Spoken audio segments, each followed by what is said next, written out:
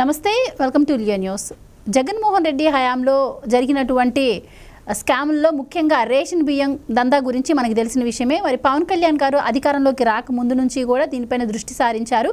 ఇక అధికారంలోకి వచ్చిన తర్వాత అయితే ఆయన నిన్న కాకినాడ పోర్టుని అకస్మాత్తుగా సందర్శించడం అయితే జరిగింది. ఇక్కడ సీజ్ ద షిప్ అని చెప్పినటువంటి డైలాగ్ ఇప్పుడు రాష్ట్ర వ్యాప్తంగా కూడా సెన్సేషన్ అయిపోయింది. ఇక ముఖ్యంగా ఎక్కడి నుంచి అక్రమ దందా జరుగుతుంది అని అధికారులను ప్రశ్నించడమే కాకుండా ఆయన కొన్ని ఆర్డర్స్ కూడా అక్కడ పాస్ చేయడం అయితే జరిగింది. మరి మొన్నటికి మొన్న చూసాం, సోషల్ మీడియాపై ఆయన చేసినటువంటి ఒక్క కమెంట్ సోషల్ మీడియా సైకోలను అరెస్ట్ చేస్తున్న పరిస్థితి. ఇప్పుడు ఆయన దృష్టి అంతా కూడా అక్రమ రేషన్ బియ్యంపై పెట్టిన నేపథ్యంలో మరి దీనిపైన ఎలాంటి చర్యలు మున్ముందు ఉండబోతున్నాయి అని కూడా తెలుసుకునే ప్రయత్నం చేద్దాం. మనతో ఉన్నారు డాక్టర్ గడ్డిపాటి శ్యామ్ ప్రసాద్ గారు. నమస్కారం సార్. నమస్తే అమ్మ. సార్, పవన్ కళ్యాణ్ గారు నిన్న కాకినాడ పోర్టుకి వెళ్ళడం మనం చూసాము. అండ్ ఇక్కడ కాకినాడ పోర్టులో ఎంత మేర అక్రమ రవాణా జరుగుతుందో దీన్ని కేంద్రం దృష్టికి తీసుకెళ్తానని కూడా ఆయన చెప్పడం జరిగింది. సో ఓవరాల్గా చూసుకుంటే ఆయన వెళ్ళి సీజ్ ద షిప్ అన్నారు. అసలు ఆ షిప్ని సీజ్ చేసే అధికారం మన రాష్ట్రానికి ఉంటుందంటారా? అండ్ ఇది కేంద్రం లెవెల్లో తీసుకోవాల్సిన నిర్ణయం అంటున్నారు. ముఖ్యంగా ఇవన్నీ తీసి పక్కన పెడితే మన ఆంధ్రప్రదేశ్లో ఎక్కడ ఈ రేషన్ బియ్యం అక్రమ రవాణాకి పర్మిషన్ ఇస్తున్నారు? ముందు దానిపైన దృష్టి పెట్టాల్సిన అవసరం ఉందంటారా? మీరేం చెప్తారు? రేషన్ బియ్యం అనేది యాక్చువల్గా మనకి 1983లో ఎన్టీ రామారావు గారు ముఖ్యమంత్రి అయిన సందర్భంలో కిలో ₹2 ఇవ్వటం స్టార్ట్ చేశారు. మొట్టమొదట మన ఆంధ్రప్రదేశ్లో జరిగిన సంక్షేమ కార్యక్రమం అది. దానికి ముందే విజయభాస్కర్ రెడ్డి గారు దాన్ని ఎన్టీ రామారావు గారు ఎలక్షన్ మేనిఫెస్టోలో పెట్టంగానే కాంగ్రెస్ గవర్నమెంట్ కూడా ₹95 ఇస్తానని చెప్పారు. అయినా సరే ఎన్టీ రామారావు గారిని నమ్మి ఎన్టీ రామారావు గారిని ఎన్నుకున్నారు ముఖ్యమంత్రిగా. ఆ టైంలో మొదలైంది. అప్పుడు కిలో బియ్యము బహిరంగ మార్కెట్లో ₹4.5 ఉండేది. దాన్ని ఎన్టీ రామారావు గారు ₹2 ఇచ్చారు. కానీ ఇప్పుడు బహిరంగ మార్కెట్లో బియ్యం ₹70 ఉంది. కానీ రూపాయికే సంక్షేమ కార్యక్రమం సందర్భంగా ఇస్తున్నారు. కానీ అది ఆ సందర్భంగా అది అవినీతికి దారితీసింది. రూపాయి బియ్యం అనేది ఇవ్వటం అనేది ₹70 బియ్యాన్ని రూపాయికే ఇవ్వటం అనేది అవినీతికి దారితీయడానికి చాలా మార్గాలు కనుక్కున్నారు దాని నుంచి. ఎందుకంటే ఈ ఇచ్చే సంక్షేమంలో ఈ బియ్యం ఇవ్వటం అనేది చాలా ఫైన్ వెరైటీ ఇవ్వట్ల, సన్న బియ్యం ఇవ్వట్ల, ఇది ముతక బియ్యం. చాలామంది 1,40,00,000 వరకు రేషన్ కార్డు హోల్డర్స్ ఉన్నారు, బియ్యం తీసుకునేవాళ్ళు. వాళ్ళల్లో ఒక 30% వరకు ఈ బియ్యాన్ని తీసుకోకుండా ఆ డీలర్కే ఓ ₹10, ₹15 కిలో ఇచ్చేస్తున్నారు. అలాగే తీసుకున్న వాళ్ళు కూడా వేరే వాళ్ళు కొనుక్కుంటున్నారు ఈ వేరే పర్పస్ల కోసం ₹10. అందుకని ఈ స్కీమ్నే టోటల్గా మారిస్తే ఎలా ఉంటుంది అనేది కొంతమంది ఆలోచిస్తున్నారు. యాక్చువల్గా బియ్యం పంపిణీ చేయటం అనేది కంపల్సరీగా చేయాలనేది కేంద్ర గవర్నమెంట్ యొక్క ఆర్డర్స్. అంటే దాన్ని మనీగా ఇవ్వాలని కూడా కొంతమంది సజెస్ట్ చేశారు. అది ఇవ్వటానికి వీల్లేదు. బియ్యమే పంపిణీ చేయాలి, ఆహారమే పంపిణీ చేయాలి పబ్లిక్కి, బిలో పావర్టీ లేని వాళ్ళకి, అంటే బీపీఎల్ పీపుల్కి. ఇప్పుడు ఏమైందంటే దానివల్ల అవినీతి పెరిగిపోతుంది. కాబట్టి సన్న బియ్యమే ప్రజలకి ఇచ్చి దాన్ని రూపాయి కాకుండా ఓ ₹10, ₹15 పెడితే అప్పుడు ఈ అవినీతిని మనం అరికట్టచ్చు. అప్పుడు ఆ బియ్యం కూడా తీసుకునే ఈ లబ్ధిదారులు వాడుకుంటారు. ఇప్పుడు 30% వాడుకోవట్ల. ఆ బియ్యం అంతా ఇట్లా మాఫియా తీసుకుని స్మగ్లింగ్ చేస్తున్నారు అనమాట. దాన్ని అరికట్టడానికి ఇది ఒక మార్గం అని నేను అనుకుంటున్నా. ఎందుకంటే ₹40 పెట్టి మార్కెట్లో కొని రూపాయికి లబ్ధిదారులకి ఇస్తున్నారు. ఇప్పుడు ₹40 పెట్టుకొని ఇంకో ₹20 పెడితే మొత్తం సన్నబియ్యం వచ్చేస్తుంది.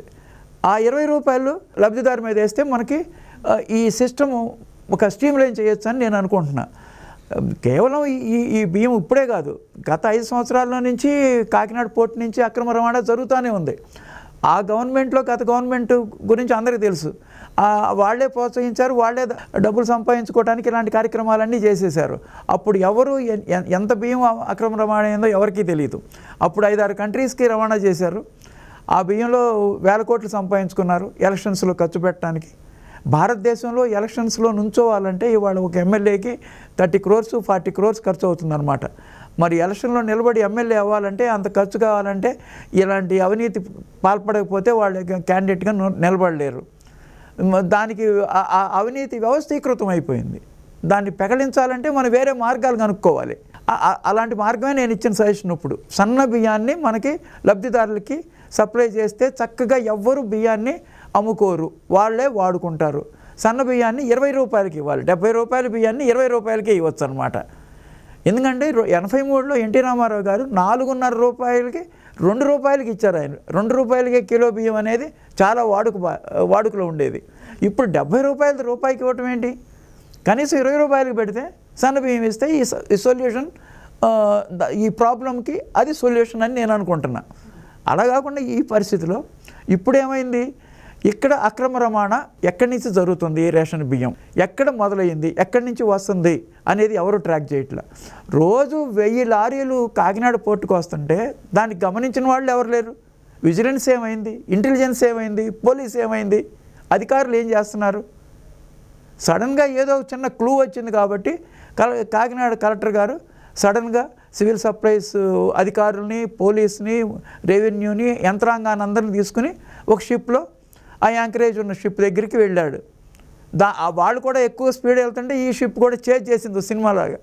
అది చేజ్ చేసి వాళ్ళని పట్టుకుని దాంట్లో వెళ్తున్న అక్రమ రవాణా చేస్తున్న ఒక దగ్గర ఒక 60,000 టన్నుల బియ్యం అనుకుంటా, ఈ పీడిఎస్ బియ్యం. పీడిఎస్ అంటే పబ్లిక్ డిస్ట్రిబ్యూషన్ సిస్టంలో ఉండే బియ్యాన్ని పట్టుకున్నారు, గుర్తించారు దాన్ని. మిగతా బియ్యం అంతా మామూలు రైతులు అమ్ముకునే బియ్యమే ఉంది దాంట్లో. దాంతోపాటు ఇది కూడా ఉందన్నమాట. ఆ షిప్ని ఏమంటే పట్టుకుని ఆపేశారు. ఈ విషయం పవన్ కళ్యాణ్ గారికి తెలిసింది. పవన్ కళ్యాణ్ గారు దానికి కాకినాడ వచ్చి నేను ప్రత్యక్షంగా చూడాలని దాన్ని ఢిల్లీ నుంచి డైరెక్ట్గా కాకినాడ వచ్చారనమాట. ఆయనకి 2 నెలల నుంచి కూడా ఈ వ్యవహారం నడుస్తుంది. నేను వస్తాను అన్నాడు, మీరు రావద్దు అంటున్నారంటే ఎవరు రావద్దు అన్నారో ఎవరికి తెలియదు. ఆయన సడన్గా వచ్చేసి సముద్రంలోకి వెళ్ళాడు ఆయన షిప్ వేసుకుని, బోట్ వేసుకుని. అక్కడ ఆయన్ని అడ్డగించాలంటే వద్దు, సేఫ్ సైడ్ కాదు, ఇది మీరు ఎక్కలేరు, షిప్ వాతావరణం బాగుండలేదు, రకరకాల కారణాలతో ఆయనకి ఎక్కనివ్వకుండా అడ్డుపెట్టడానికి ట్రై చేశారు. అసలు ఆ పోర్ట్ అనేది కేవీ రావు అనే ఆయన కింద ఉంది. ఆయన కాకినాడ వాస్తవ్యుడు. ఆయన మీద బలవంతంగా అరవిందో వాళ్ళు రాయించుకున్నారు. పోర్ట్ అరవిందో దగ్గర ఉంది. ఆ port CEO is not there. Deputy CM of Andhra Pradesh ఈ కాకినాడ పోర్టుకు వస్తున్నాడంటే ఒక CEO అక్కడ ఆబ్సెంట్ అవ్వటం అనేది ఇక్కడ గమనించవలసిన విషయం. అలాగే కాకినాడ SP కూడా లేడు. SP కూడా లీవ్లో వెళ్ళిపోయారు, ఇద్దరు లేరు. ఈ చాలా అనుమానాలకి తావిస్తున్నాయి అన్నమాట. ఇమీడియట్గా ఆ CEOని అమరావతి వచ్చి నన్ను కలవమని డిప్యూటీ సీఎం ఆర్డర్డ్. అలాగే ఇప్పుడు ఆల్రెడీ కలెక్టర్కి పట్టుకున్నాడు ఆ షిప్ని. కలెక్టర్ బృందం పట్టుకున్నారు.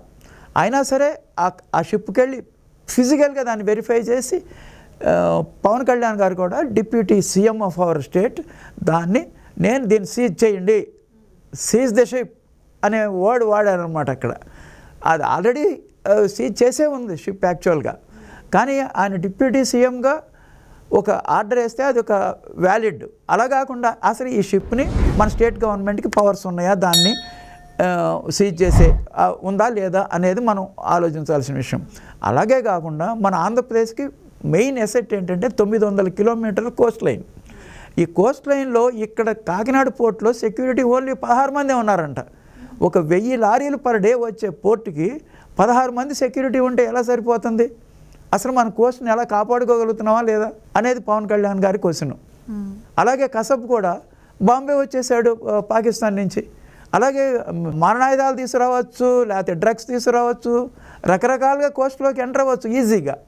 కాబట్టి కోస్ట్ యొక్క సేఫ్టీని మనం దాన్ని దృష్టిలో పెట్టుకుని పటిష్టంగా సెక్యూరిటీని పెంచాల్సిన అవసరం ఉంది అన్ని పోర్టుల్లో.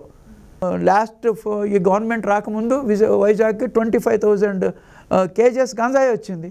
అవును, 25,000 కేజీలు వచ్చింది. మరి అలాంటి సిచ్యువేషన్లో మన కోస్ట్ ఉంది. మన కోస్ట్లో యాక్టివిటీస్ మనం సరిగ్గా గమనించట్లేదా, దాన్ని పట్టించుకోవట్లేదా? గవర్నమెంట్ దీని మీద దృష్టి పెట్టాల్సిన అవసరం ఉంది. ప్రత్యేకంగా చంద్రబాబు గారు దీన్ని పర్టికులర్గా ఒక కాకినాడ పోర్టే కాదు, ఈ 900 kilometres Coast is a gold to Andhra Pradesh. మన డెవలప్మెంట్కి మంచిదన్నమాట. గంగవరం అదానికి అమ్మేశారు, కృష్ణపట్నం అదానికి అమ్మేశారు. అన్నీ ప్రైవేట్ పరం అవుతుండటం వలన గవర్నమెంట్కి హోల్డ్ తగ్గిపోతుంది. అది కూడా ఒకసారి ఆలోచించాల్సిన విషయం. ఏదైనా సరే కోస్ట్ అంతా ప్రొటెక్ట్ చేయాల్సిన అవసరం ఉంది. చాలా పకడ్బందీగా కోస్ట్ని మనం సెక్యూరిటీ పెడితేనే ఇలాంటి కార్యక్రమాలు మనం అరికట్టగలం. ఏ షిప్ ఎట్లా వెళ్తుంది, ఏ షిప్లో ఏమి వెళ్తున్నాయి ఎవరు గమనించట్లా. దీంట్లో ప్రతి పార్టీకి ఇన్వాల్వ్మెంట్ ఉందని అందరూ అంటున్నారు. అండ్ ఇంకోటి సార్, ఇప్పుడు ఏవైతే అప్లోడ్ చేస్తున్నారో దానిలోకి ఇవన్నీ కూడాను పర్మిషన్ లేకుండా ఎవరు చెయ్యరు. మీరు అంటున్నట్టు అక్కడ ఉన్న అధికారులు ఎవరైనా పర్మిట్ లెటర్ తెచ్చుకుంటేనే ఇవన్నీ, అంటే పర్మిషన్ ఇచ్చే వాళ్ళపైన ముందుగా దృష్టి పెట్టాలి అంటున్నారు. అంటే కూటమి గవర్నమెంట్ వచ్చి కూడా 6 నెలలు అవుతుంది కాబట్టి ఇప్పటికీ, అంటే ఇప్పుడు వెళ్ళి కలెక్టర్ సీజ్ చేశారు, పవన్ కళ్యాణ్ గారు సీజ్ చేశారు అంటే ఇప్పటికీ అక్కడ సహకరించే అధికారులు ఉన్నారు, పర్మిషన్ ఇచ్చే వాళ్ళు ఉన్నారు. ఇది కేంద్రం నుంచి వస్తుందా లేదంటే రాష్ట్రం నుంచి పర్మిషన్ వస్తుందా? ముందు అక్కడ దృష్టి పెట్టి వాళ్ళపైన చర్యలు తీసుకోవాల్సిన అవసరం ఉందంటారు. ఎగ్జాక్ట్లీ. ఎందుకంటే అధికారులు పర్మిషన్ ఇస్తున్నారని లెటర్ చూపించమంటే లెటర్ చూపించట్లా. ఇప్పుడు వాళ్ళు ఏం చేస్తారంటే 1000 టన్నులకు పర్మిషన్ తీసుకుని 2000 టన్నులు పంపిస్తారు. 1000 టన్నులు పర్మిషన్ తీసుకుంటారు. ఆ 1000 టన్నులు మామూలుగా మామూలు మంచి బియ్యం, అలౌడ్ బియ్యం, ఎలిజిబుల్ బియ్యం అనమాట. ఈ అన్అఫిషియల్గా ఇది ఉంది కదా పబ్లిక్ డిస్ట్రిబ్యూషన్ సిస్టంలో బియ్యాన్ని దాంట్లో కలిపేస్తారు. ఆ సిస్టమ్ అలా వాడుకుంటారు అనమాట వాళ్ళు. అలా కాకుండా మన కూటమి ప్రభుత్వం అధికారంలో రాగానే సివిల్ సప్లైస్ మినిస్టర్ మనోహర్ గారు ఇమీడియట్గా కాకినాడలో ద్వారంపూడి అనే ఎమ్మెల్యే, గత ఎమ్మెల్యే, కాకినాడ ఎమ్మెల్యే, వాళ్ళ గోడౌన్ తనిఖీ చేసి దాన్ని సీజ్ చేశారు. మరి ఆ కేసు ఏమైందో ఎవరికి తెలియదు. ఆ కేసు మరి దాన్ని పట్టుకొని 3-4 నెలలు అయింది. ప్రభుత్వం విఫలం చెందిందేమో వాళ్ళని పట్టుకోవడంలో, ఎవరిని అరెస్ట్ చేయలేదు. ఆ సీజ్ చేసిన దాన్ని బియ్యం అలాగే ఉన్నాయా లేకపోతే దాన్ని వదిలించేశారా, ఏం జరిగిందనేది మన ఎవరికి పబ్లిక్ తెలియట్లా. దీని మీద చంద్రబాబు గారు దృష్టి పెట్టి తీరాల్సిందే. ఇది చాలా పెద్ద స్కాము. ఇప్పుడు పవన్ కళ్యాణ్ గారు వచ్చి దీన్ని చాలా సీరియస్గా తీసుకున్నారు కాబట్టి ఫ్యూచర్లో దీనికి కారణమైన వాళ్ళందరినీ కఠినంగా శిక్షించే వరకు పవన్ కళ్యాణ్ గారు కానీ ప్రభుత్వం కానీ వదిలిపెట్టకుండా దీన్ని కంటిన్యూ చేయాలి. దీన్ని దర్యాప్తు వేసి తీరాల్సిందే. సిబిఐ కప్పు చెబుతారో లేకపోతే సెంట్రల్ గవర్నమెంట్ కప్పు చెబుతారో ఎవరు కప్పు చెబుతారో మనకు తెలియదు. దీన్ని మాత్రం వదిలిపెట్టకుండా కంటిన్యూస్గా పర్యవేక్షించాల్సిందే గవర్నమెంట్. దర్యాప్తు సంస్థకి దీన్ని రికమెండ్ చేయాల్సిందే. సో స్వయంగా డిప్యూటీ సీఎం గారే ఇన్వాల్వ్ అయ్యారు కాబట్టి వెయిట్ చేసి చూద్దాం సార్, మరి దీనిలో కూడా ఏం జరగబోతుందని. Thank you sir. నమస్తే అమ్మ. Please subscribe to Leo news for more videos.